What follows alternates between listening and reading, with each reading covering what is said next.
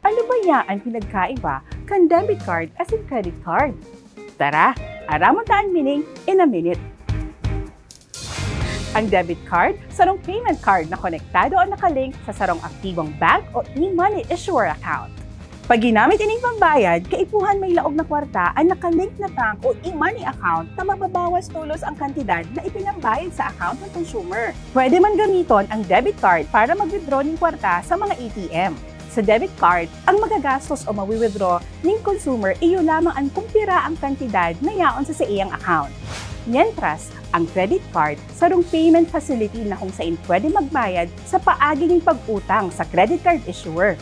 Sa kada paggamit ka ini, nagpapautang ng kwarta ang credit card issuer para ipambayad sa produkto o serbisyong ginagamit ng consumer.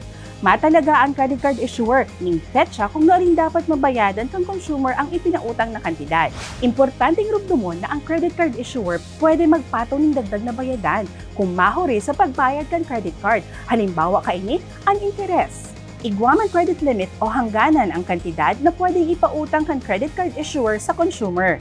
Asin yan, ang meaning kang debit card and credit card in a minute.